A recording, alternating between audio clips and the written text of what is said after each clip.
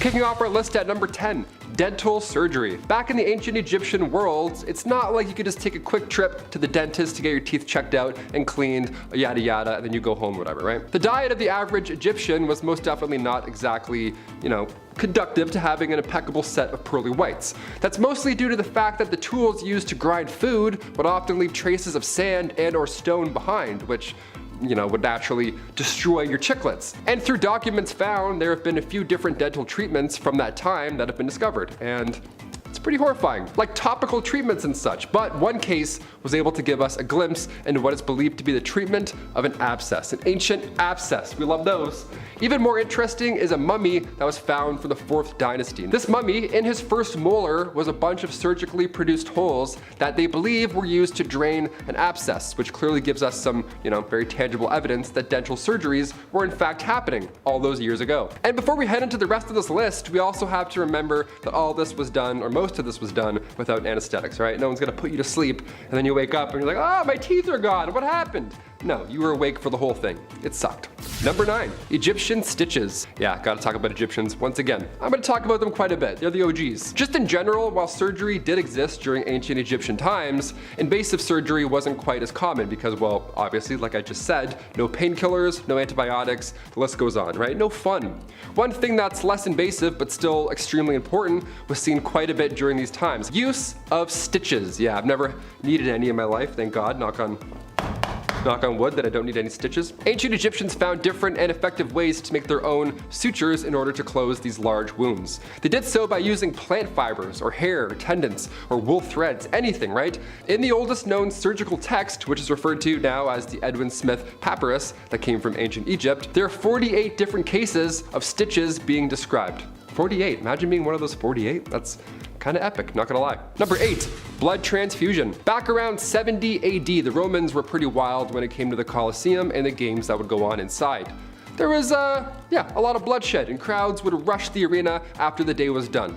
Not to get autographs, but to hopefully get a sip of that sweet gladiator blood. Yeah, blood back then was a magical elixir. And then near the early 1500s, blood was seen as this youth juice. Yeah, you drink some young blood as an elderly, and then those knees, your patellas, would apparently start working again. A lot of theories surrounding blood back then. And in the Middle Ages, bloodletting was a go-to when you were sick because they thought your humors were out of balance. It is so hot in this goddamn room. In 1628, blood circulation was discovered by a man named William Harvey. That changed the game, right? Now, the idea of something going into your bloodstream was in the picture hypothetically. That's a little odd. So we started to test this out on canines. Scientists were injecting them with different substances, and slowly but surely, that turned into blood transfusion between animals, between canines. So this is back in the 1660s, right? That's how early we started injecting things with blood. It's kind of gross. Number 7, cataract surgery.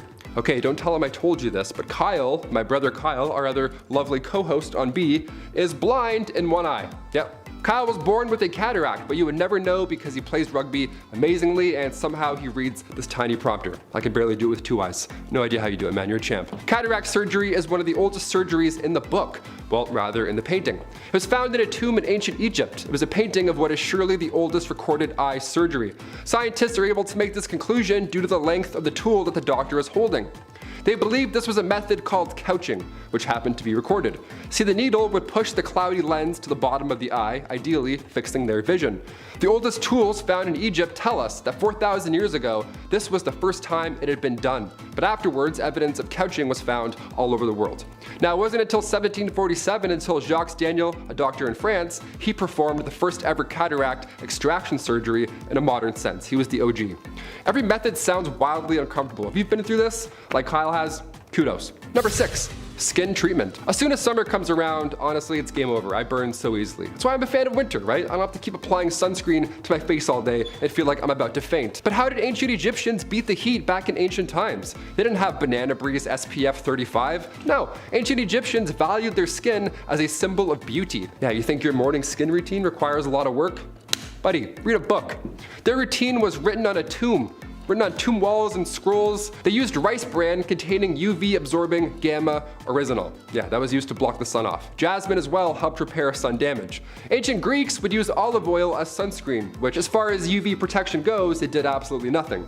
You're burnt and dehydrated, but also you look good, okay? Tan lines, I see you. Number 5, cancer treatment. All right, the big C. Cancer is something that obviously is very prevalent in our modern society, and because of the rising rates, it makes us ask ourselves, did cancer exist in ancient times? If so, where was it recorded? While they didn't call it cancer, it definitely did. Some of the earliest evidence of cancer is found in ancient manuscripts, mummies, fossilized bone tumors that have been found in ancient Egypt specifically.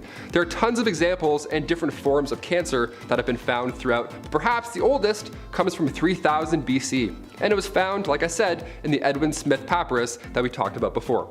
Now, in this text, it describes 8 cases of tumors or ulcers of the breast and how they treated them back then, or at least tried to. See, back then, these tumors were removed by cauterization using a tool called a fire drill. Other than this, though, the text says in reference to the illness that there is no treatment. So, in ancient times and today, we're still trying to figure this one out. Number 4. Tooth extraction. You may not think of surgery when you talk about tooth extraction, but this for sure counts as surgery. I've had a tooth pulled. It's pretty intense. Every time something gets removed from your body, I'm gonna count that. And if there's definitely blood involved, yeah, I'm gonna count that. Getting a tooth pulled is still so barbaric. Even today, they don't like slice a line and then gently slide the tooth out or anything surgical. No, they just have 2 dentists grab your tooth at the same time, put their foot up, and then yank it out. I was numb, sure, but it was still weird, okay? Back in the day, pulling teeth was done not to make room for braces, but to solve any problem, or all problems, regarding your teeth.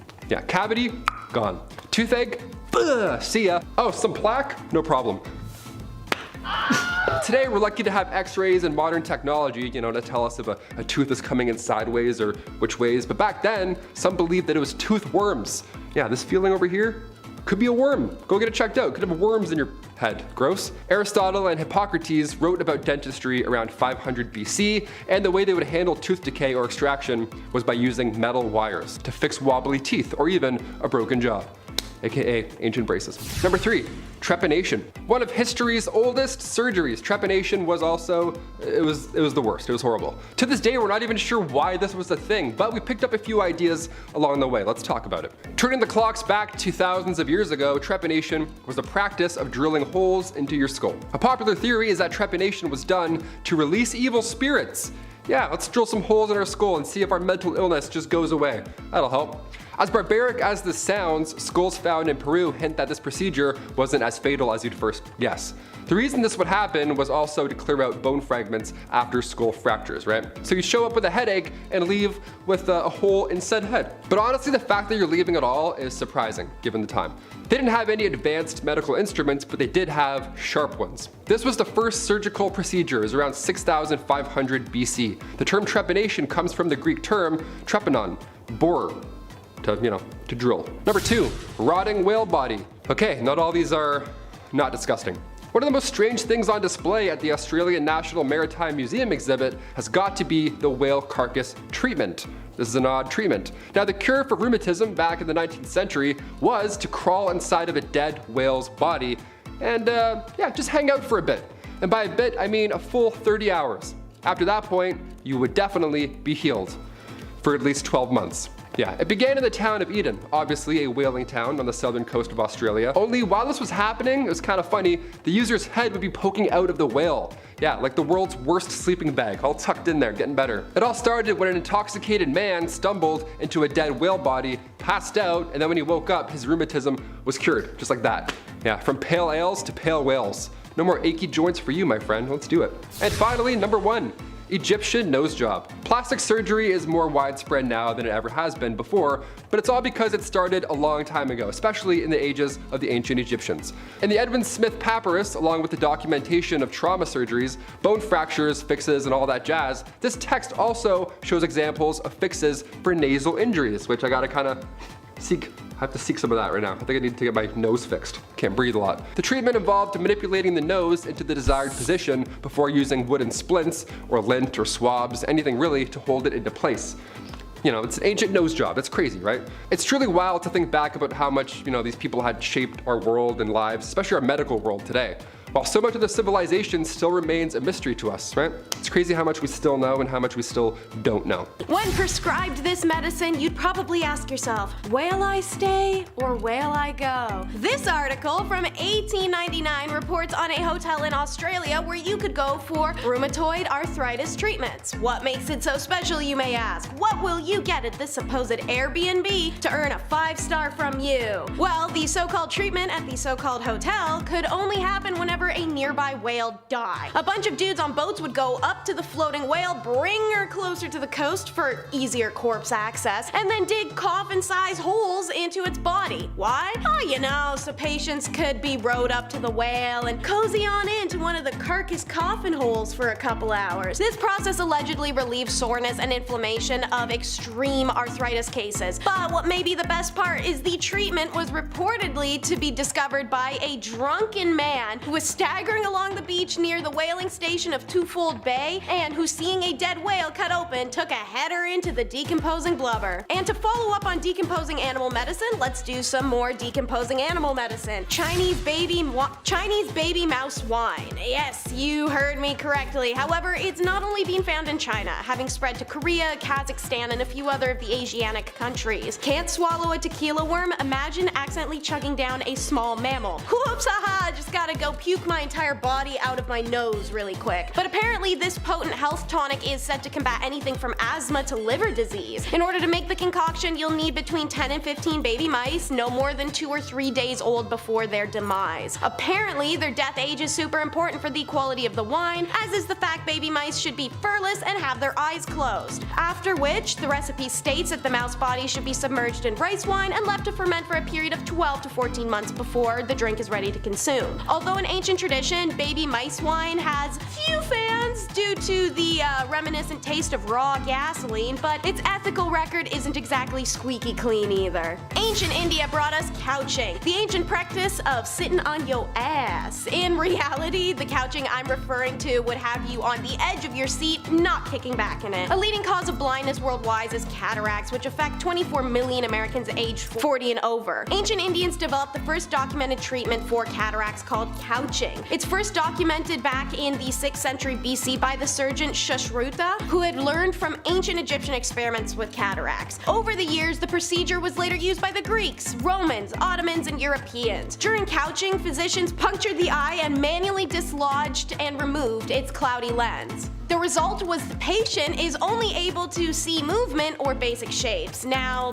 though the cloudiness is gone. Unsurprisingly, this method often led to complications and not the intended outcome. You know, blindness can be a thing if you're jamming unsterilized crap in people's eyes without any formal training. In the mid-1700s, credited with revolutionizing cataract surgery, Frenchman Jacques Daviel made a major advancement when using a knife, blunted needle, and spatula, and he extracted the cataract through an incision in the cornea, the first ever ECCE procedure. Don't worry guys, it's only getting more gnarly from here. Next is milk transfusions, which is gonna go super fast because I literally can't even think about this one for long. So, in the late 19th century, milk was believed to be the perfect substitute for blood, and the fatty/oily qualities in it would magically become white blood cells. Makes sense, right? Milk is white, women and cows produce milk, and babies, and out of all the animal udders out there, they're the most similar to human udders, so I mean, maybe it all ties in. Maybe it's all related. You know, old-timey logic. However, while a few instances of this procedure were successful somehow, many resulted in death, which is a lot more realistic to hear. In one instance, the injection of milk dropped the patient's pulse immediately to the point they had to be resurrected with a combination of morph and whiskey. The patient only lived 10 days after the operation. Shocker. Who's hungry? Anyone hungry? Got some yellow soup here for ya, because any food named after a color because it's also that color gives the energy of playing restaurant with a 3rd grader. And similar to the table service skills of a 3rd grader, yellow soup was crap. Quite literally. In China, the medical use of fecal matter, fresh or dry, can be dated back to the 4th century BC. A total of 54 fecal medicines were found in 14 traditional Chinese medical systems. All of their names, original species, medicinal forms, and traditional uses were described in detail. These fecal medicines were commonly used to treat gastrointestinal issues, nervous system system, skin, and other diseases. A 4th century Chinese doctor Yi Hong first had the idea of giving a potion made up of healthy person crap by mouth as treatment to someone with unhealthy person crap, such as severe diarrhea or food poisoning, and it may help cure them. Our boy Yi tested his theory and served up some dried healthy dung in a soup mix. According to numerous accounts, this remedy was an ancient attempt at what is now called fecal microbiota transplantation. And it worked. The good crap bacteria fought the bad gut bacteria. Today, the therapy is used to combat persistent infections which lead to uncontrolled diarrhea and abdominal aches, serious enough to impact quality of life. However, you don't gotta drink it like you used to. It can be an enema, colonoscopy, or suppository. In ancient times, singing Stutter by Marianas Trench could have gotten you a hemiglossectomy, which is a word and a half right there. Sheesh. And speaking of half, that's exactly what they'd be cutting out.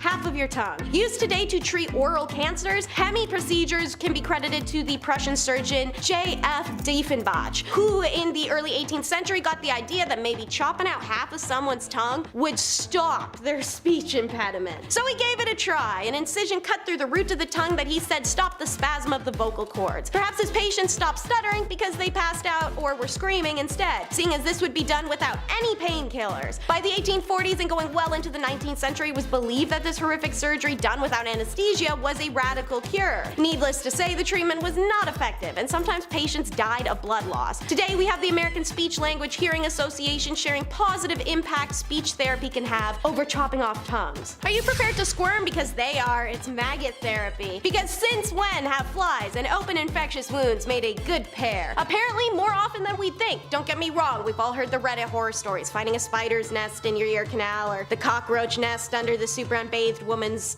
breast. But if flies come out in a live, decontaminated larvae form during ancient medical procedure called miraculous, well, they've actually been curing infected wounds as far back as the Old Testament, as told in the Book of Job. In the American Civil War, doctors used maggot therapy to disinfect injured soldiers' wounds. Its simple mechanics and ability to promote speedy healing make the benefits of maggots handy in or out of battle. So, what is it about maggots that bring even ruthless, cynical modern science to its knees still? For one, these bugs can dissolve up to 25 micrograms of necrotic tissue in under 24 hours, including infectious bacteria that burrow within. They're also self-limiting organisms. They can actually only attack dead flesh, and they can't eat healthy, so no doctoral or patient fears of excessive tissue damage. It also means a patient should feel the maggots while eating them. While the practice is almost as old as time, maggot therapy was only approved by the FDA in 2004 as a single-use medical device that must be stored under sterile conditions and is biohazardous waste, similar to leeches. My male audience knows I'm bad for finding those terrible testy-related torments and treatments, so here is your warning because lithotomy is next. Ancient Greeks, Roman, and Persian, and Hindu texts referred to the procedure known as lithotomy for removing bladder stones. Bladder stone was a common ailment plaguing mankind from antiquity to about the 20th century, since their diet was beer and barley and sadness. Since the ancient art of lithotomy was first recorded by the Greeks and evolved through 5 phases before it spread to the rest of the world. The instruments required a knife, a hook, and forceps to remove the stone. The patient would lay on their back, feet apart, and the stone would be pushed to a palpable point of the perineum, which is the piece of skin on a guy in between the party organs in the front and the work organs in the back, and then cutting it down. The knives were then wrapped in linens and everything so the incisions wouldn't cut too deeply, although sometimes fingers were necessary to dig in there and aid in removal. It was an intensely painful procedure with a mortality rate of about 50%, as there was no regard for anatomy or dissection, and the wounds also were never closed. It's alluded to in the Hippocratic Oath with the line, "I will not use the knife even upon those suffering from stones, but I will leave this to those who are trained in this craft." Apparently, everyday blacksmith Jan de Root ain't afraid of no oath. Check out this oil painting he had commissioned of himself after removing his own bladder stone. Really sat there holding it for like 90 hours to commemorate taking a calcified rock out of his own peewee. Look how happy he is. If you've managed to stick through the video to this point, we've got more grisly coming next. It's the carnivorous cures.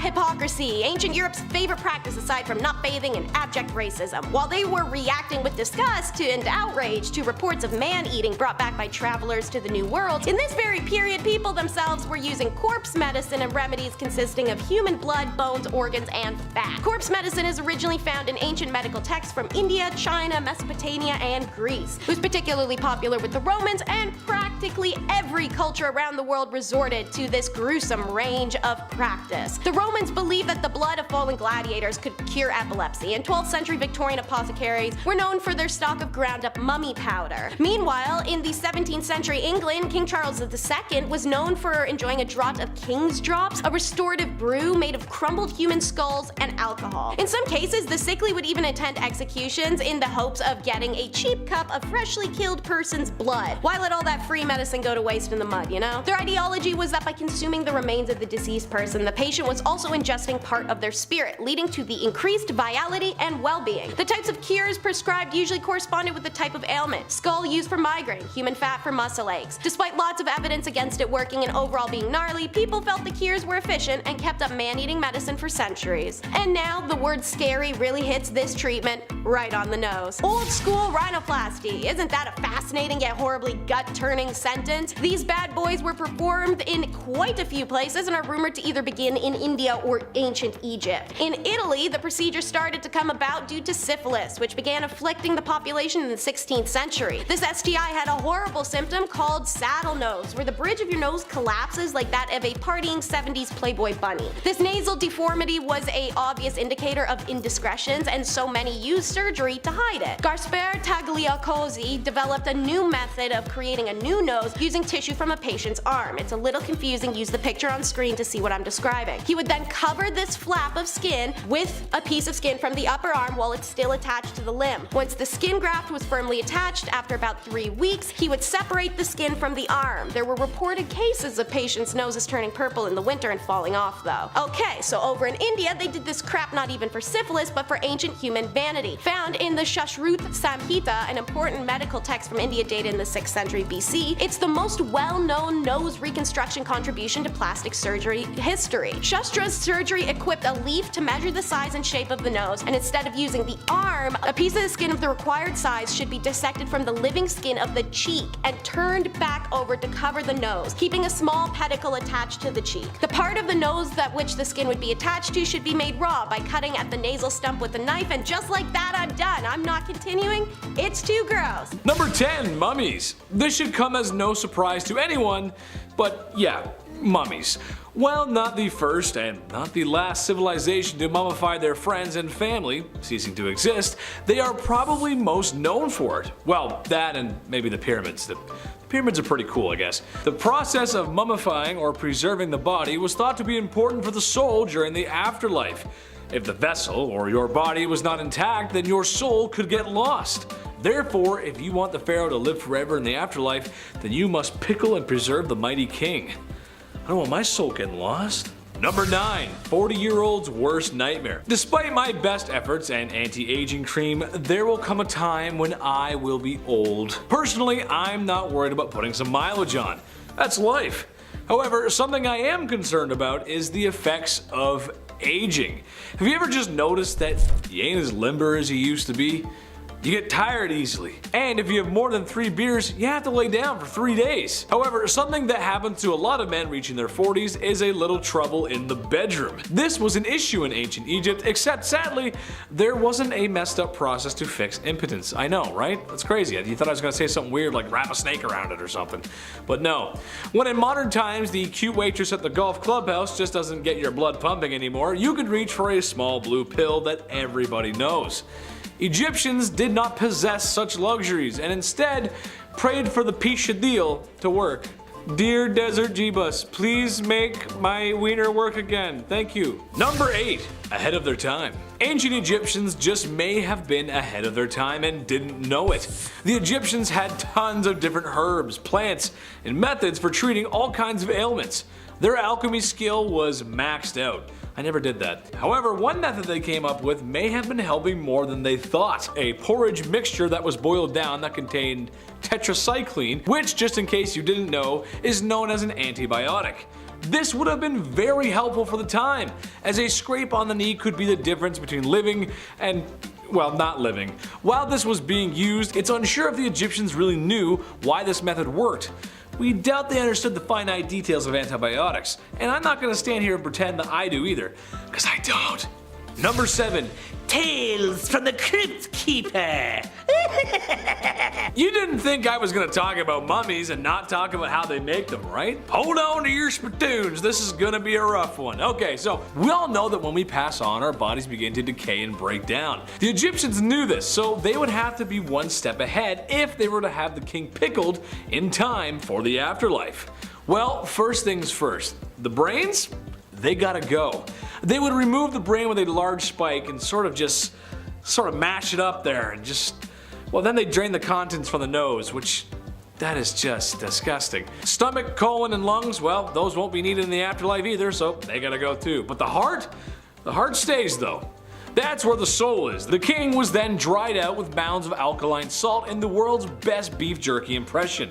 Afterwards, oils were rubbed into the skin and eventually a resin was applied to aid in the linen wrap sticking to the body, making for that distinct Tupperware brand airtight seal. The pickled king was wrapped numerous more times just to be safe, and then, if he was OG enough, placed into a sarcophagus, and if you're really cool, you'll get your own room full of gold and treasures, and your pet Whiskers, which is a cat, and be mummified because, well, you need him in the afterlife too. That is one heck of an undertaking process. And to be fair, it kinda worked, because there have been a few mummies recovered from Egypt, and they're in amazing condition, considering the age, of course. Number 6, a little off the top. Okay, without the comment section oversharing here, some people have had circumcisions and some haven't. It's a part of life, okay? That's how it goes. Debatable to some, but it happens. This was a common practice in ancient Egypt, claimed to be for hygiene reasons. However, there's something a little bit different about their process. See, today it happens when you're a baby. A strange man comes in the room, and he cuts what he has to cut. L'chaim, it's done. There it is. That's it. It's over. Egyptians waited a little longer, however, closer to the age of 12 or 13. Can you imagine just chilling in the field one day, and then some strange dude grabs you and slaps you down on the table and makes a withdrawal from you to meat and veg? I talked to the chief today, and he just said that's not it. Don't do that. Number 5, bloodletting. The practice of bloodletting was common all over the world, but it may have gotten its start in ancient Egypt. It's a quite simple procedure, really. Black bile out of whack? Lose some blood. Can't stop coughing and sneezing? Drain some blood. Been possessed by demons and now they curse and haunt you as they run up and down your bloodstream? Drain some blood. The question is, however, was this really helping? The short answer, no. No, it wasn't. Besides feeling lightheaded and going pale, this didn't really achieve much, since the days of old were filled with all kinds of other ailments that would easily end someone's life before the spooky demons running up and down someone's bloodstream ever would. I don't feel good. Oh, we better bleed Grandpa again. I don't know, like what? Number 4, plastic surgery. Hey, there's nothing wrong with a little cosmetic surgery. I for one feel that if it'll make you feel better, go for it. Feel better about yourself. Do it. I don't think there's any shame in that.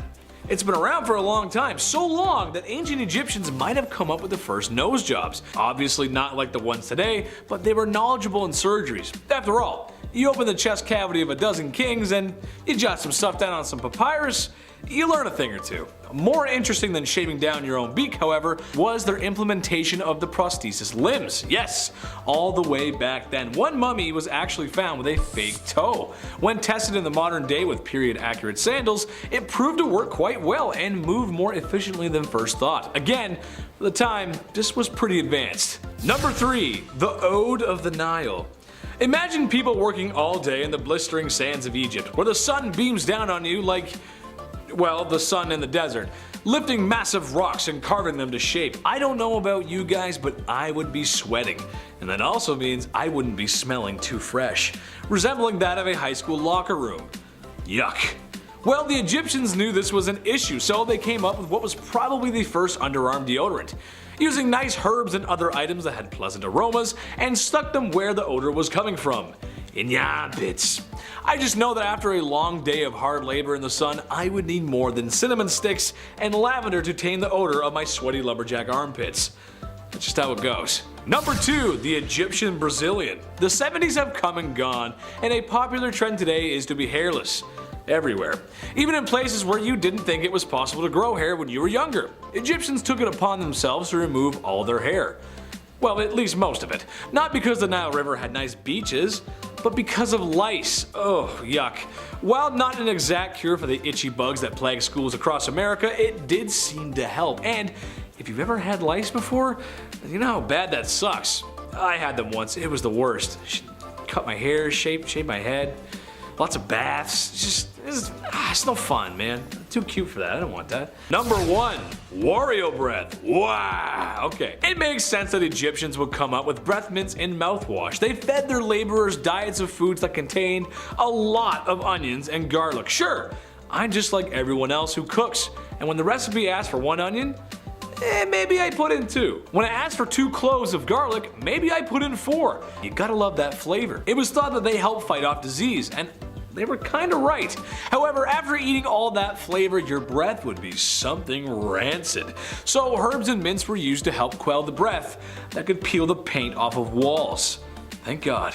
At number 10, bloodletting. Back in the medieval age, medicine just wasn't the greatest. I mean, they had a plague that wiped out 50% of the population in Europe, and even their quote-unquote doctors were overlapping jobs. Barbers were cutting hair, obviously, but they were also setting broken bones and bandaging wounds, and I'm not sure I would really trust that. But back then, it was a case of you get what you get. So I guess people weren't complaining all that much about their barber Joey from down the street giving them a cast, you know? But other than the practice of patching wounds and whatnot, they were also practicing bloodletting back then, and it was a little much. Bloodletting was a practice of withdrawing blood in order to cure or prevent diseases or illnesses, so doctors would use things like leeches to suck blood out of their patients, but they also used scarification methods to scrape away the skin to drain the blood, and others used lancets to slice open veins, sometimes including the jugular vein. I'm so glad that we don't do this anymore because frankly, I would like my blood to stay inside of my body. Thank you. At number 9, the King's Evil. Being a king or queen in the medieval ages might seem like a cool job, but I don't really think it was. With the rivalries that these people had, they were at risk of being assassinated in one way or another. They had to worry about their bloodlines, and of course, that thing that everyone had to deal with, illness. Some kings, to help out their people, were tasked with healing an illness called the King's Evil, and you're probably thinking, well, these kings aren't doctors, how did they cure illnesses? And to that I say, well, they touched it, of course. This whole thing started in the 11th century when Edward the Confessor became known for touching a person that was suffering from scrofula, aka the King's Evil, and curing them. People thought that this was a miracle, and so for hundreds of years after that, English and French monarchs were tasked with touching the sick to cure them of this illness because monarchs were believed to be an incarnation of the divine. Before we carry on talking about some of the bizarre medical practices from the medieval age, why not take a moment to leave a like on this video if you're enjoying it so far, and while you're at it, consider subscribing to the channel to see more videos like this one. At number 8, tooth worms. If you're one of those people who really hate going to the dentist, just be glad that you didn't have to go to the dentist during the medieval ages, because that was an absolute nightmare and a half. Not only because they had no proper medicine or anesthetics, but because you could also get the worst diagnosis you could ever get, a diagnosis of an infection of tooth worms. They believed that people could be infected with tooth worms that caused a tooth decay, and pits and holes in the tooth were home to a worm that looked like a tiny eel. What's worse than the diagnosis, however, was the removal process. They didn't want to pull out the tooth that was supposedly infected with these tiny worms, so instead they used a more holistic approach. A method that they would use to get rid of the worm would be to take a candle that was made of sheep's fat and various seeds, and they would hold it as close to the tooth as possible so that the worm would run out from heat and fall into a little dish of water that was being held beneath the person's mouth. That sounds like a horrible trip to the dentist, that's for sure. At number 7, pee readings. Now this might not be considered a surgery, but this medieval age tradition was probably one of the strangest medical practices I have ever heard. In medieval England, people were known to get diagnosed based on their pee.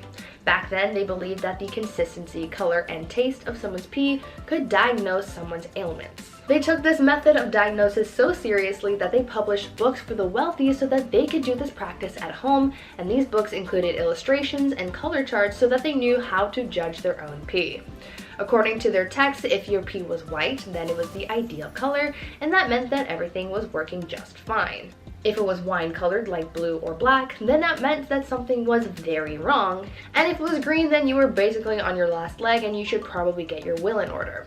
Now, I'm not sure how accurate these readings actually were since medicine was basically non-existent back then, but they tried their best with what they had, I guess. However, I'm pretty sure you don't need a book to tell you that if your pee is wine colored, that's a bad thing. At number 6, eye surgery. Our eyes are very sensitive, which is why it's so important to keep them healthy.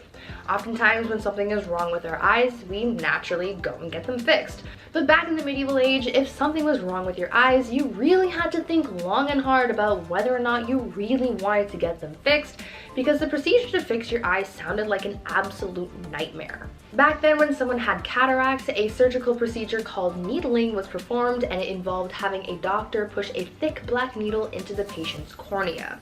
Remember, there was no anesthesia back then, so you were just raw dogging this entire experience. After the procedure was completed, the patient would usually be left with an unfocused eye, described to be similar to a camera without a lens. That didn't necessarily matter to everyone, because while it would be hard to read the Bible, it would still be okay to plow a field, and as long as they could work, that's really all that mattered. At number 5, kidney stones. Now, I can't say that I'm all that familiar with the way that kidney stones are treated these days, but I would assume that it is very different and not as terrifying as how they were treated back in the medieval age. After learning about this, I'm convinced that this could double as a form of torture. Basically, how it went down is a physician's assistant would be sitting on top of you while you had your legs strapped to your neck.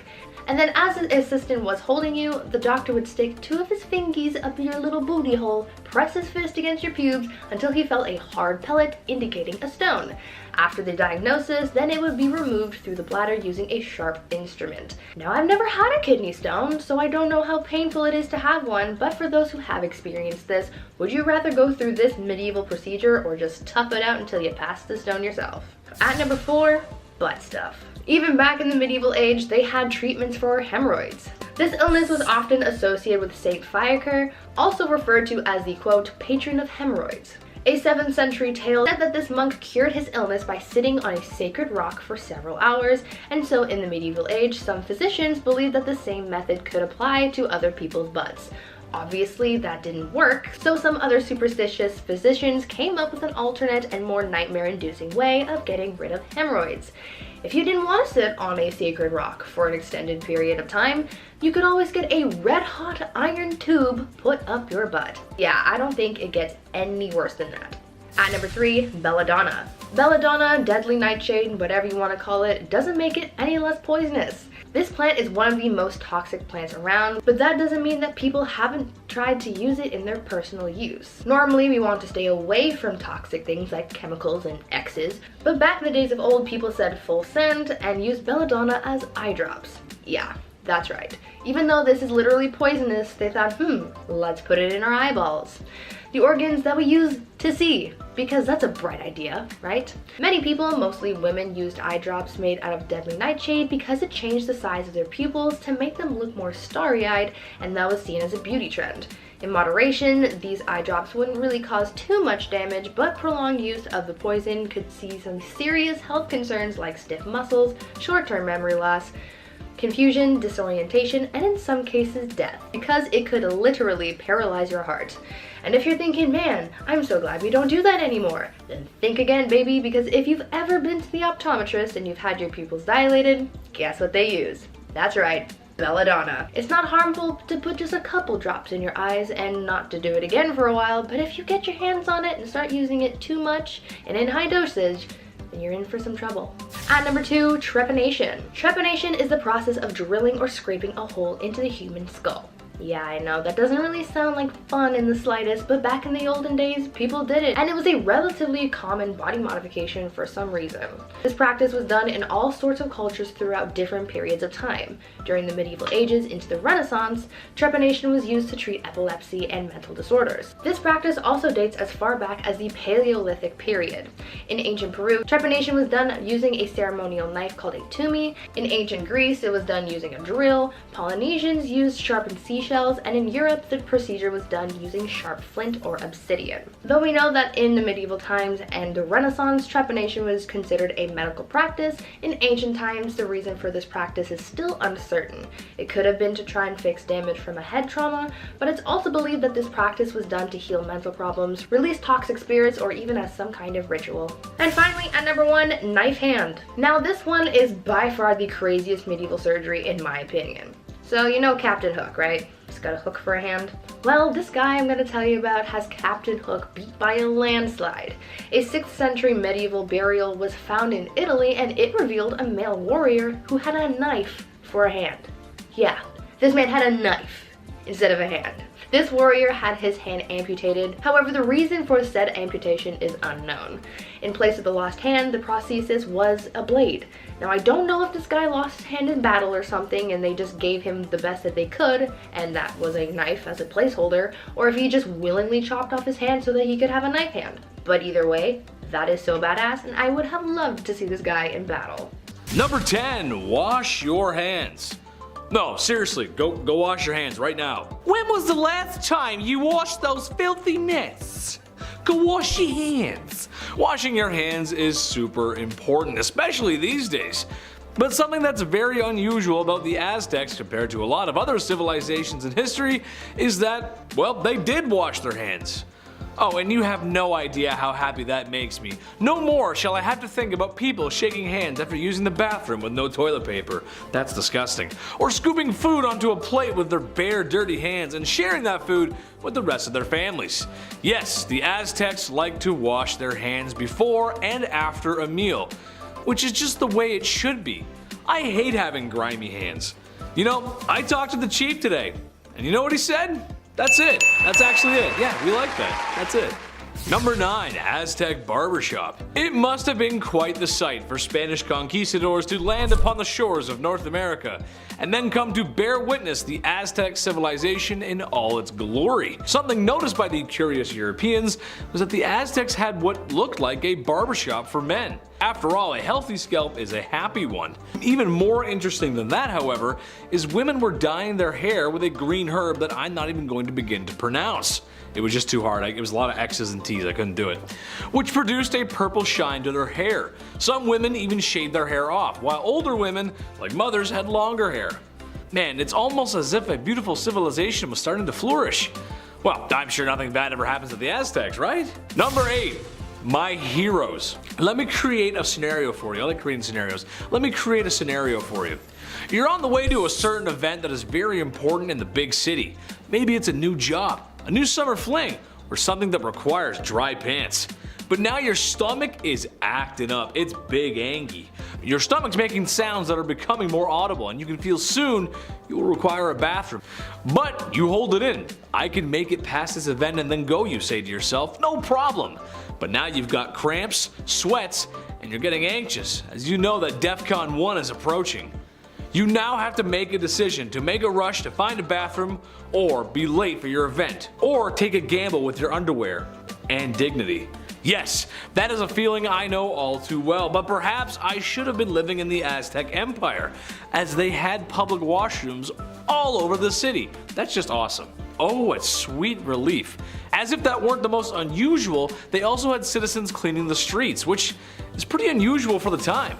Yes, cleanliness was very important to the Aztecs, and honestly, I think there should be public toilets on every street corner. Please, sometimes I gotta go. Number 7, thirsty. After a trip to the public washrooms, you may need a drink of water to rehydrate yourself. I mean, come on. I know I could use some hydration after that. Sometimes it gets really sweaty in there. Well, it's a good thing that the Aztec cities had canals, and not just the kind of canals a small Italian gentleman drives a boat through on Valentine's Day, but canals that handled both transportation and irrigation. Aztecs knew just how important water was for life, but perhaps most unusual about the Aztecs is their night soil collectors, which honestly sounds like it's hiding something just in that name. Night soil. Basically, they were beta garbage collectors who used canoes to transport this night soil to farms for fertilizer. And yes, night soil is exactly what you think it is. Poop! But it's unusual for a civilization to be so conscious of where their waste goes. Don't believe me? Well, how about this summer we all get together, we all go up to New York City and take a dip in the Hudson River. Yeah, not many takers, didn't think so. They were doing their best with what they had. And if women don't find you handsome, they should at least find you handy. You know what I'm saying? Number 6, ye olde dentistry. Look, every time I find a decent dentistry fact, I slap that bad boy in here like a D-based infomercial host with a surprisingly effective kitchen gadget. You're gonna love my nuts. Remember that guy? This is just one of those facts. Do I have a fear of the dentist? No. No, I don't, because my dentist is nice and has all the modern amenities to make me feel at ease. A comfy chair, laughing gas, and putting Peppa Pig on the TV because I'm a big baby. Goo goo gaga. However, no amount of any of those things I mentioned can prepare you for the dentistry before the year 1900. It was crude to say the least, but hygiene is hygiene, and you gotta keep that mouth fresh and clean. Tooth infections were fixed with rubbing charcoal in the affected area, and if that wasn't enough, a super safe mixture of snake venom and vinegar was used. What? Okay. Who was the first guy that discovered snake venom had such healing properties? Probably the same weirdo who first milked a cow, if I had to guess. Aztec dentistry included fillings and tooth removal as well. Also, ladies of the evening dyeing their teeth distinct colors, so then you know if you know. You know? Look at my red teeth, boys. Number 5. Steam baths. Now looking back and learning that the Aztecs had public washrooms everywhere and had access to steam baths because of their irrigation is fantastic. I mean, come on, just think about it. You could relax after a long day in your own steam bath that's made by natural running water. It sounds like doing yoga there would make me feel more in touch with my inner chakras, and my mood crystals would glow just a little bit brighter. Imagine you walk into a bathhouse after a long day, and then you see me just sitting there with a towel that barely fits. Well, hey there, good looking. Why don't you come on in and pop a squat next to me? I promise I don't hog all the steam. I know it sounds like an amazing time, right? The more we talk about the Aztecs, the more they sound like a perfect society. I wonder what happened to them. I'm sure it was nothing bad. They gotta be out there somewhere. Move over, fellas, I'm coming in for the steam. The steam was thought to have healing properties and was connected to their spirituality. Women even gave birth in the steam rooms, which feels like a really sweaty time. I don't know about that. There's a lot of sweat. Number 4, Bath and Body Works. It's clear the Aztecs were just cleaner than the other civilizations of the past, and honestly, I'm here for it. There's only so much a guy can say about people being stinky in the past. I mean, really, the smell must have been horrible, especially down in the nether regions.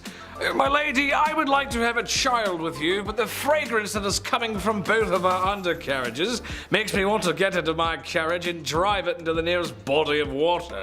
Yes. Aztecs were making soap like it was their day job, using various herbs and plants to create much nicer smells and perfumes. However, during the rainy months, Aztecs wouldn't wash or wash their clothes in penance. But I guess 1 month isn't so bad. Strangely enough, women wouldn't wash their faces when men went off to war. I'm not sure about that one, but hey, I'll take it. Gold star for staying clean, Aztecs. Gold star. Number 3, Bath and Body Works Part 2. Okay, another scenario.